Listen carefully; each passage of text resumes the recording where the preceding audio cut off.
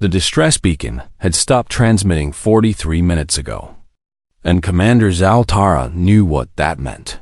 Everyone was already dead. Her ship dropped out of hyperspace at the edge of the Calvary research zone, and she felt her hunting instincts sharpen immediately. She had tracked criminals across 17 star systems and never lost a single target.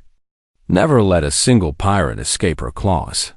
The research outpost hung in space like a broken toy, its hull torn open in 3 places, emergency lights flickering weakly against the darkness.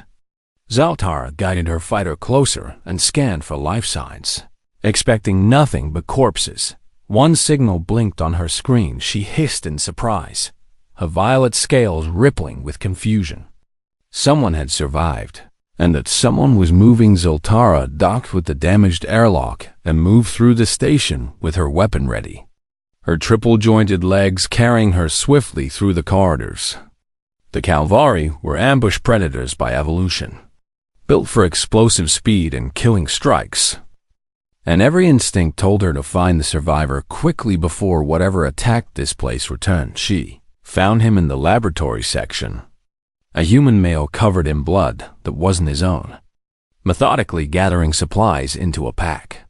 He didn't even look up when she entered, just continued loading ammunition into magazines with steady hands. "You're the rescue?" he asked, his voice flat and empty of emotion. "I am Commander Zaltara of the Calvary Enforcement Fleet," she said, keeping her weapon lowered but ready. "The pirates who attacked this station, where did they go?" "Southwest," the human said, finally looking at her with eyes that seemed older than they should be. "Into the Crimson Wastes." Zaltara felt her scales pale. The wastes were a toxic jungle that covered the southern continent of this moon, a place where even the Calvary feared to hunt. The atmosphere was poison, the wildlife was deadly, and the terrain would kill you if nothing else did first. "Then they are beyond justice," she said simply. "We should leave this place and—" "They took Sarah," the human interrupted, slinging his pack onto his shoulders. "Sarah?" "Dr. Sarah Chun, my research partner," he said, checking his rifle with practiced efficiency. "She was still alive when they dragged her onto their shuttle, and I tracked their landing site to the edge of the wastes." Zaltara studied him more carefully now. He was tall for his species, maybe 1.9 meters, with dark hair and darker eyes. His name badge read, Dr. Marcus Webb, Xenobiology, but he moved like a soldier. "Not a scientist, Dr. Webb. I understand your grief. But pursuing them into the wastes is suicide," she said, trying to make him understand. "My people have a saying, the wise prey knows when to flee, and only fools chase death." Marcus looked at her with those empty eyes and said, "I'm not prey." He walked past her toward the hangar bay, and Zaltara found herself following, fascinated despite herself. She had hunted dozens of species across the galaxy, studied their behaviors and instincts. But humans were still new to the galactic community, still unknown in many ways. "You cannot survive in the wastes," she called after him. "The atmosphere will poison you in hours. The heat will—" "I have a rebreather and thermal regulator," Marcus said without stopping. "I've been preparing for 3 days while I waited for someone to respond to the beacon." "3 days?" Zaltara's translator struggled with her tone of disbelief. "You have been hunting them for 3 days already?" "No," Marcus said as he reached a small exploration shuttle. "I've been tracking them for 3 days, and now I'm going to hunt them." The distinction seemed important to him, though Zaltara didn't understand why. Among her people, hunting and tracking were the same thing. You found your prey and you killed it, or you let it escape and moved on to easier targets. "Why?" she asked, genuinely curious now. "Why throw your life away for someone who is likely already dead?" Marcus paused at the shuttle door and looked back at her, and for the first time she saw something other than emptiness in his eyes. She saw determination, cold and absolute, like the void between stars. "Because she's my responsibility," he said. Because I told her this assignment was safe, and I was wrong. And because those pirates are going to learn that taking a human is a mistake. They won't survive. He climbed into the shuttle, and Zaltara stood frozen in the hangar, her hunting instincts screaming contradictory messages.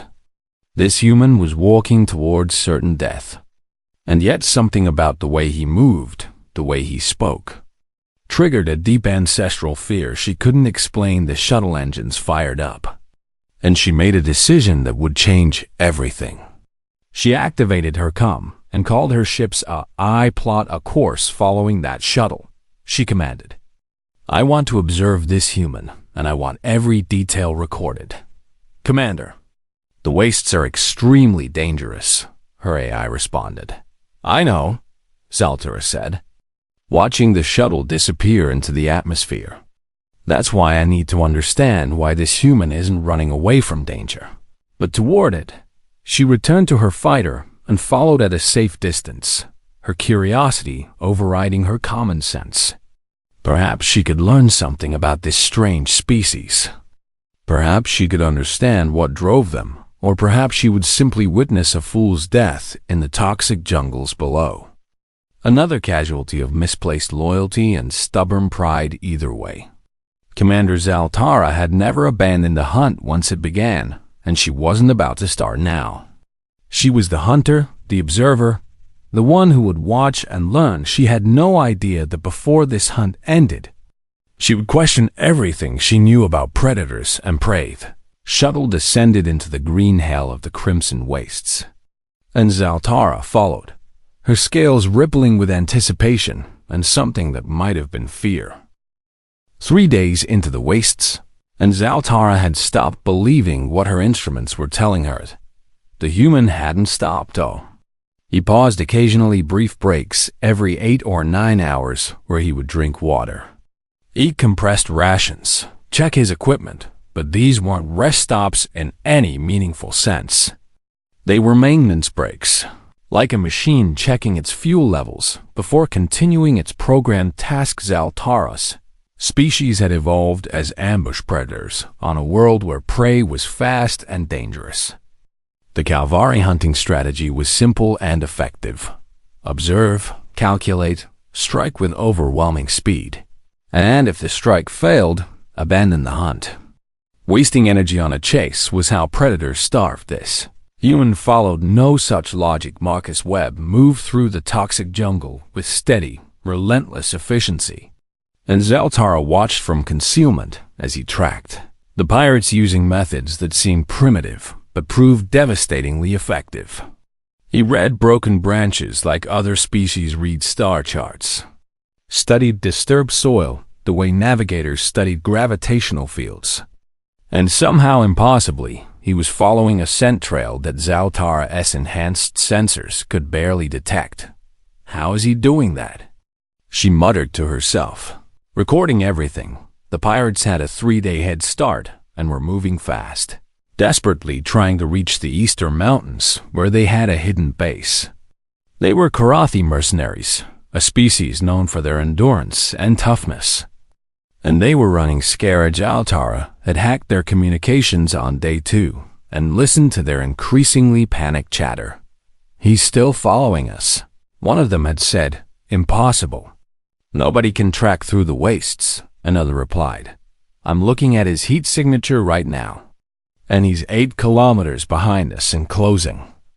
The pirates had tried everything, splitting up and rejoining, wading through rivers to break the scent trail, climbing through the canopy where they left no footprints.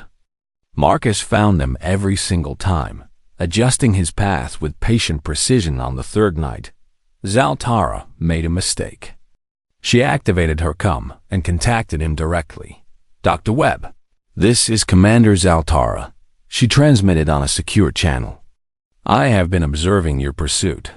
There was a long silence, and then Marcus responded without surprise. "I know. You knew I was following you?" "Since the first day," he said, and she could hear the faint smile in his voice. "You're good at stealth, Commander, but I grew up hunting deer in the Appalachian forests, and I learned to spot when something was watching me. Zaltara felt her scales flush with embarrassment. No one detected her when she was hunting. No one. The pirates are leading you into a trap, she said, changing the subject. They have stopped running and are setting up defensive positions in some ruins about 15 kilometers ahead. I know. Marcus said again, you know? Zaltara couldn't keep the confusion from her voice. Then, why do you continue toward obvious danger? Because they still have Sarah, Marcus replied, his voice patient but firm. And because they're counting on me to act like you would, to see the trap and retreat. That is the rational response. Maybe, Marcus said, and she heard cloth rustling as he adjusted his gear. But Commander, tell me something. How long do your people usually pursue prey? Zaltara considered the question. Until we catch it or until it escapes. Usually a matter of hours. Perhaps a day at most. Humans are different, Marcus said quietly. We evolved on a world where we weren't the strongest or fastest or most dangerous. And we survived by doing something no other species did. We walked, and we kept walking. And we walked until everything else gave up. That makes no sense from a survival perspective. On the African plains. My ancestors hunted antelope, Marcus interrupted. And his voice carried the weight of ancient history. The antelope could run 60 kilometers per hour, and humans could only run 20. So the antelope would always escape the first chase. And the second, and the third. Zaltara listened. Fascinated despite herself. But humans had something the antelope didn't, Marcus continued. We could sweat. We could cool our bodies while running. We could jog for hours and hours under the hot sun, and eventually, after maybe 6 hours, maybe 8, the antelope would collapse from heat exhaustion. And we would walk up to it and make the kill. That's barbaric, Zaltara whispered. That's persistence hunting, Marcus corrected. We didn't win by being stronger or faster. Commander, we won by simply refusing to stop. Zaltara felt something cold settling in her stomach. A primal fear that her species hadn't experienced in millions of years. The fear of being prey to something that couldn't be escaped, couldn't be outrun, couldn't be reasoned with. The pirates have superior numbers and firepower, she said, trying one more time to make him see reason. Even if you reach them, you will die. Maybe, Marcus agreed. But they've been running for 3 days with minimal sleep, looking over their shoulders every hour, wondering when I'll catch them, and that fear is eating them alive, Commander. I can hear it in their breathing patterns on your recordings. See it in how they're moving. How could you possibly? You're broadcasting on an open channel, Marcus said with that faint smile again. I've been listening to everything. And thank you for the intelligence. Zaltara cut the connection, embarrassed and impressed and deeply unsettled. She had hunted for her entire adult life, had studied predator behavior across dozens of species. But she had never encountered anything like this. She checked her sensors and confirmed what she already knew. Marcus was still moving forward, steady and unstoppable as a glacier. While ahead of him, the pirates frantically reinforced their position as night fell over the wastes. Zaltara expected the human to finally make camp and rest. Instead, he activated some kind of vision enhancement and continued walking through the darkness. Zaltara watched him and understood, truly understood, what she was witnessing. This wasn't hunting as her people knew it. This was something older, something fundamental. Something that had allowed a species of weak, clawless primates to spread across an entire planet. This was the patient, inevitable advance of a persistence predator. And the pirates had made the fatal mistake of becoming his prey. She sent a message on the pirate frequency. Breaking protocol but unable to stop herself. Run faster. No one replied. Day 5 arrived with a red dawn that painted the wastes in blood-colored light. And Zaltara watched as Marcus Webb approached the ancient ruins where the pirates had made their final stand. She had tried to sleep during the night but found it impossible. Her mind kept returning to the human walking steadily through the darkness, never stopping, never slowing, like some mythical creature from nightmare stories. The cavalry had tales of unstoppable hunters from their ancient past. But those were just stories meant to frighten children. Marcus Webb was real. The ruins were pre-Calvary, built by some species long extinct, and the pirates had chosen well. High walls provided cover, multiple exits offered escape routes, and elevated positions gave them clear firing lanes. Any rational assault would fail against such defenses. Marcus stopped 200 meters from the ruins and sent a message to the pirates. "I'm here." That was all. Just 2 words. But Zaltara heard the panic in the pirate leader's response. "Stay back, human." The Karathi shouted, "We have your friend, and we will kill her if you come closer." Marcus didn't respond. He simply sat down on a fallen log, pulled out a ration bar, and began eating while staring at the ruins. Zaltara zoomed in with her sensors and saw his heart rate was barely elevated. His breathing steady and calm. The pirates sent another message. "We mean it. Turn back now, and we'll let her live." Marcus finished his ration bar, drank some water, and stood up. He began walking in a wide circle around the ruins, studying the walls from different angles. And Zaltara realized he was probing their defenses with the patience of someone who had all the time in the world. "He's insane," one of the pirates whispered over their comm channel. "Or he knows something we don't." Another replied nervously. Zaltara made her decision. She activated her cloaking field and moved to intercept Marcus before he could do something suicidal. She stepped directly into his path as he completed his 3rd circuit of the ruins. And to his credit, he didn't even flinch. "Commander," he greeted her calmly. "I wondered when you'd show yourself." "This ends now," Zaltara said firmly. "I cannot allow you to throw your life away on a hopeless assault." "It's not hopeless," Marcus replied, checking his rifle's charge. "And it's not an assault. Then what is it?"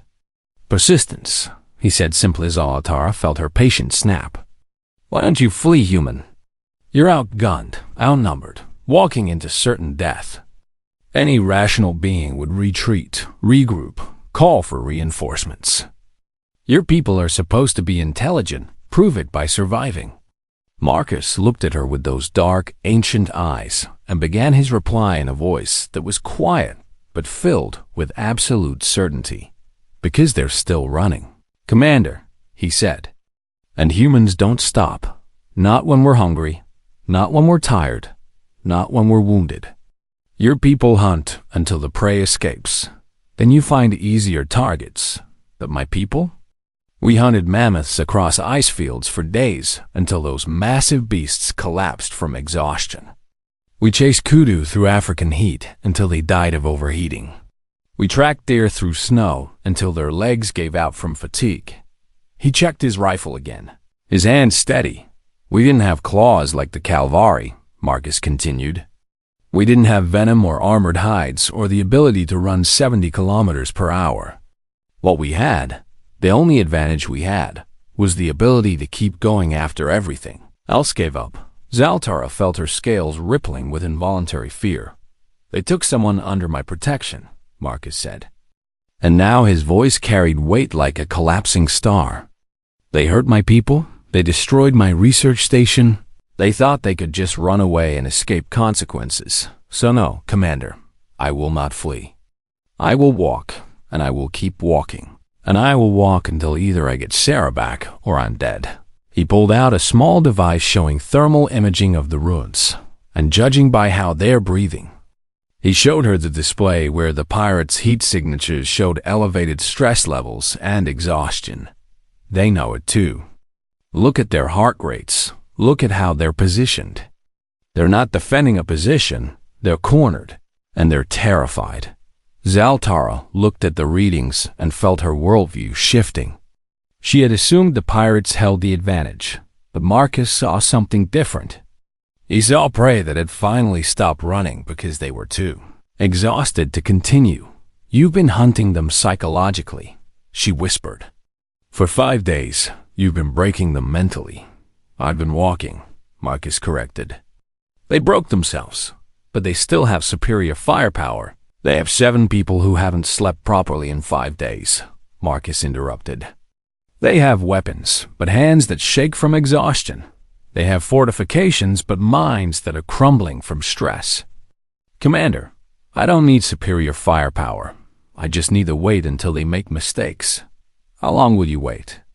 As long as it takes, Marcus said simply. Hours, days, weeks if necessary. I told you, humans are very good at waiting. And every hour I wait is another hour they don't sleep. Another hour they stay on edge. Another hour their discipline falls apart. Zaltara looked at this human scientist who thought like a predator older than civilization itself. And she felt genuine fear for the first time in her adult life. She had hunted criminals across the galaxy, had faced down armed gangs and desperate fugitives.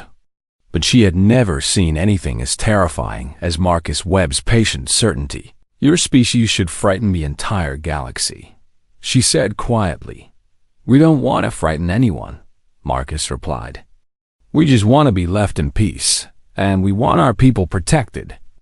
But if someone threatens what's ours, well, he looked toward the ruins. Then they learn what it means to be hunted by something that evolved to never give up. He began walking again, circling the ruins, and Zaltara stood frozen as understanding crashed over her. Humans weren't apex predators because they were strong or fast or deadly. They were apex predators because they were inevitable, and the pirates, fortified in their ruins with their weapons and their numbers, had already lost. They just didn't know it yet. Zaltara activated her comm and made a choice that violated every protocol in her enforcement manual. Dr. Webb. She transmitted. I'm going to help you. Why? Marcus asked without stopping his circuit. Because I finally understand what I'm watching, she replied. And because those pirates need to learn that they didn't just anger one human. They caught the attention of a species that doesn't know how to quit. Marcus smiled then. Just a little, and Zaltara wondered what she had just volunteered for in the ruins. The pirates huddled around their weapons and tried not to look at the figure walking patient. Circles in the red dawn light. They had stopped believing they would escape. Now they only hoped they would survive.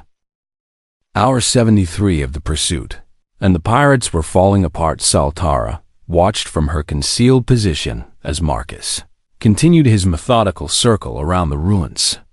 And she marveled at how such a simple tactic could be so devastatingly effective. He wasn't attacking, wasn't even threatening. He was just there, always there. Walking and watching. The psychological impact was profound. He's still out there, one of the Karathi whispered over their comm, his voice cracking with exhaustion. Shut up and watch your sector, the leader snapped. But Zaltara could hear the strain in his voice. Marcus paused in his circuit and pulled out his canteen. He drank slowly, deliberately, while staring directly at the ruins. Then he sat down, pulled out another ration bar, and ate with the same unhurried patience. What is he doing? A pirate asked, eating. Another replied, I know that. I mean, why isn't he attacking or leaving or doing something? Because he's a human, the leader said quietly. And I've heard stories about them. Zaltara listened carefully. The galaxy was starting to learn about humanity, and apparently some of those lessons had reached even criminal networks. What kind of stories? Someone asked nervously. The kind where humans don't stop, the leader said. The kind where they chase their prey until it dies from exhaustion. That's impossible. Nothing hunts like that. Look at him, the leader shouted. 5 days. 5 days he's been following us, and he looks fresher than we do. Marcus finished his meal, stood up, and resumed walking. Zaltara checked her chronometer and confirmed what she already knew he had maintained. This pattern with mechanical precision, breaking exactly every 9 hours for exactly 20 minutes. And the pirates had tried to time attacks during these breaks only to find he somehow knew when they were. preparing and moved before they could. "Coordinate. We should negotiate," one pirate suggested. "We tried that," another reminded him. He didn't even respond. The leader made a decision. "Bring the hostage to the east wall and broadcast on all frequencies that were willing to trade." Zaltara watched as they dragged Dr. Sarah Chun to a visible position. She was alive but clearly traumatized, her face bruised and her hands bound. The leader activated his comm. "Human, we're willing to negotiate. We'll release the woman in exchange for safe passage off this moon." Marcus stopped walking and looked toward the ruins. For a long moment he was silent, and then he transmitted a single message that made Zaltara's blood run cold. "No." Just one word, flat and final. "What do you mean, no?" The pirate leader shouted. "We have your friend. We'll kill her if you..." "You won't kill her," Marcus interrupted, his voice calm and certain, "because she's the only thing keeping me patient. The moment she dies, I stop waiting and come in immediately, and you all die tired and slow." "You're bluffing." "Am I?" Marcus asked. "Test it if you want, but Commander Zaltara is recording everything. So the galaxy will know exactly what happens when you murder a hostage in front of a human." The pirates went silent, and Zaltara saw the moment their resolve crumbled. They had been counting on the hostage as leverage, but Marcus had turned that advantage against them. Two of the pirates broke. They simply stood up and ran for the east exit, abandoning their posts in blind panic. Zaltara was ready. She intercepted them 50 meters from the ruins, her weapon set to stun, and they surrendered immediately. "Please," one of them begged. "Don't let the human take us, please. We'll tell you everything. I'm not the one you should fear," Zaltara said quietly. "But I'll accept your surrender." She secured them and watched as the remaining 5 pirates tried to reorganize their defense. They were pulling people from guard positions to fill the gaps, and their coordination was falling apart. Marcus noticed too. He stopped circling and instead found a position with a clear view of the main entrance. Then he simply sat down and waited. "What's he doing now?" a pirate asked. "Waiting for us to make another mistake." The leader replied bitterly. "Hour 114, and another pirate broke." He started screaming about the human who never stopped, who never slept, who was going to walk right through their walls. And his panic infected the others. Hour 126. And the leader tried to make a run for it with the hostage. He made it 15 meters before Zaltara stunned him from behind. The remaining 3 pirates surrendered immediately when they realized their leader was gone. Marcus approached slowly, and Zaltara watched the pirates cringe away from him, even though he had never fired a single shot. "It's over," Marcus said simply. "Where's Sarah?" One of the pirates pointed with a shaking hand toward a room in the ruins, and Marcus walked past them without a second glance. Zaltara saw the relief on his face when he found Dr. Chun alive. "Marcus?" Sarah's voice was weak but steady. "You came for me." "Of course I did," Marcus said gently as he cut her bonds. "I'm sorry it took so long. 5 days, Sarah said with a tired laugh. "They kept saying you'd give up, that no one could track through the wastes, that it was impossible." "Well," Marcus said with a small smile, "they didn't know humans very well." Zaltara secured the remaining pirates and called for extraction. As the rescue ships arrived, she found herself standing next to Marcus while medical teams checked Sarah. "You never actually planned to assault the ruins, did you?" she asked. "No," Marcus admitted. "I was going to wait until they either surrendered or made mistakes. Humans are very good at waiting." "You would have stayed out here for weeks?" "If necessary," Marcus said. "But I knew they'd break faster than that. No one sleeps well when they're being hunted." Zaltara looked at this human who had revolutionized her understanding of predator behavior. And she made a decision. "Dr. Webb, I'm filing an official report on this incident," she said. The Galactic Council needs to know what your species is capable of. We're capable of protecting our own. Marcus replied quietly. That's all, but Zaltara knew better. She had witnessed something that would change how the galaxy viewed humanity. She had seen the patience of persistent predators, and she would make sure the galaxy understood. Humans didn't win by being stronger or faster. They won by simply refusing to quit. 3 months after the incident in the Crimson Wastes, Commander Zaltara stood before the Galactic Council and prepared to deliver testimony that would change everything. The Council Chamber was a massive sphere that represented all member species of the galactic community. And today it was packed with representatives eager to hear about the human question. Humanity had submitted their application for membership 6 months ago, and the debate had been ongoing ever since. Now Zaltara had evidence that would settle that debate one way or another. Commander Zaltara, the High Arbiter began, his translated voice echoing through the chamber. You have submitted a report on human pursuit behavior that has caused considerable concern among the member species. Please explain your findings. Zaltara activated her presentation, and holographic displays filled the chamber showing her recordings from the Wastes Honored Council. I have spent my career studying predator behavior across 17 systems, she began.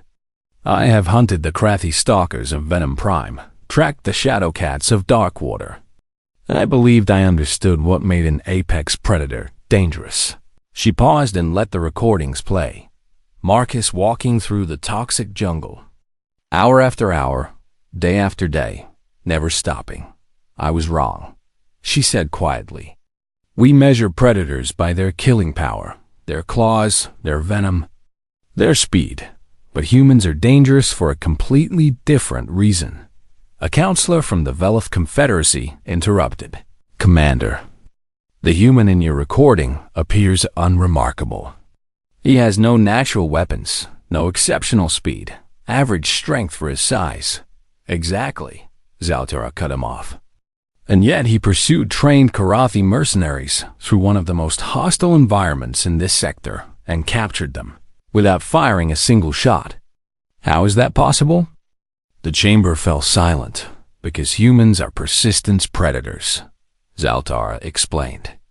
They evolved on a world where they were not the apex predator through strength or speed, but through endurance.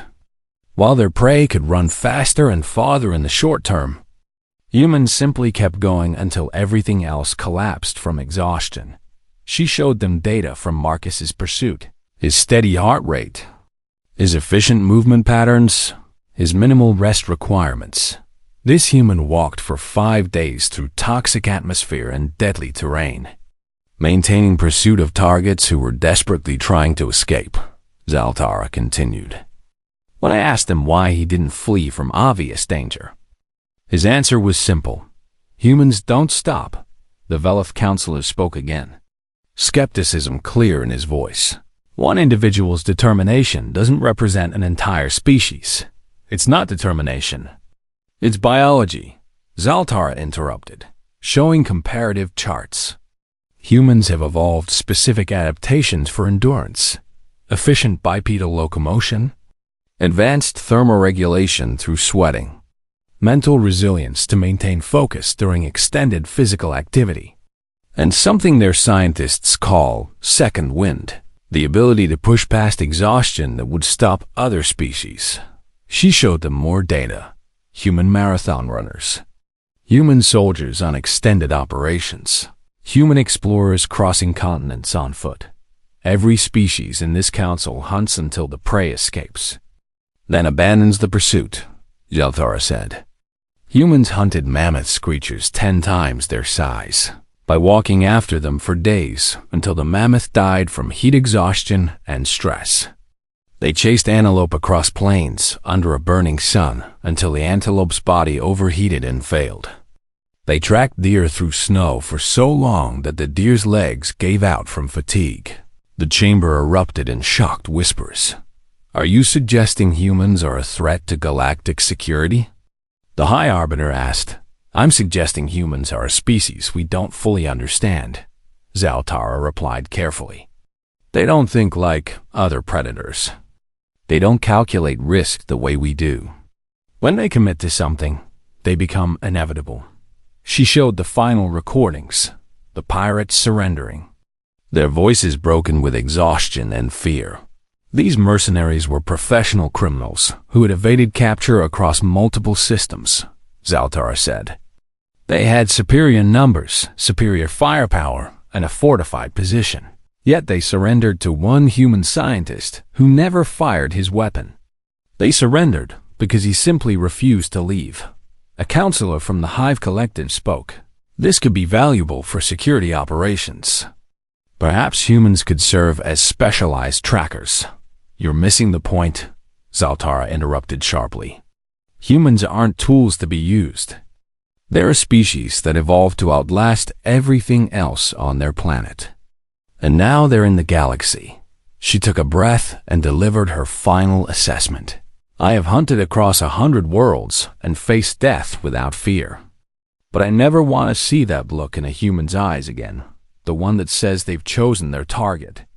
Because I finally understand what my ancestors never faced, a predator that wins not by being stronger, but by simply refusing to quit.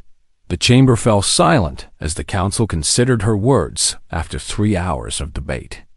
The High Arbiter called for a vote, humanity's application for observer species status, he announced. All in favor? The vote was nearly unanimous. Humanity is granted observer status with the following protocols, the Arbiter continued. Humans are to be treated with diplomatic courtesy. Their persistence hunting instincts are to be considered in all negotiations. And member species are advised to honor agreements with humans as they have demonstrated exceptional commitment to their objectives. It wasn't full membership, but it was recognition after the session. Zaltara found Dr. Marcus Webb waiting in the visitor gallery. Dr. Sarah Chun stood beside him, recovered from her ordeal, but still bearing the psychological scars. Congratulations, Zaltara said. Your species is now part of the galactic community. Thank you for your testimony, Marcus replied. Though I'm not sure making us sound terrifying was the best approach.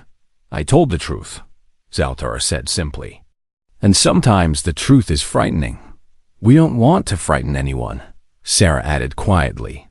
We just want to be part of the community. Then let me offer some advice, Zaltara said.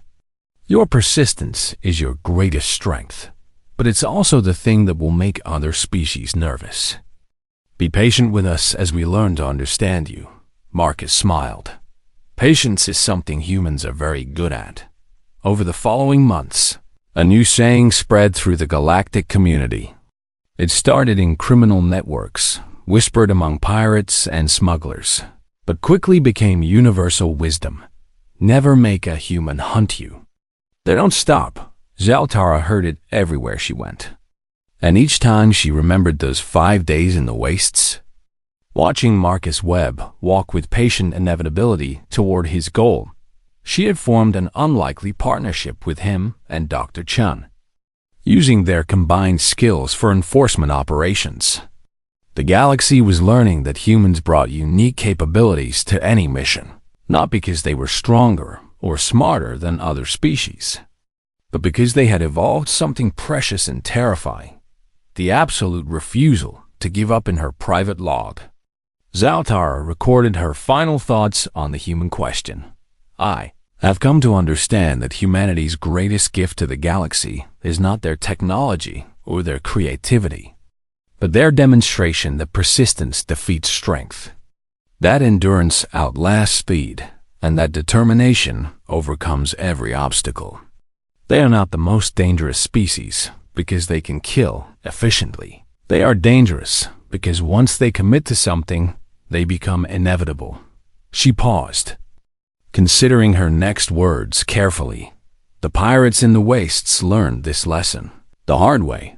When a human decides you are their prey, you have two choices: surrender or run until your body fails. There is no third option, no escape, no mercy. because humans are persistence predators, and they will walk until either they get what they want or they die trying. Marcus Webb returned to his research, but the galaxy never forgot what he had done. Rescue operations started requesting human specialists, knowing that if someone was lost, a human would find them.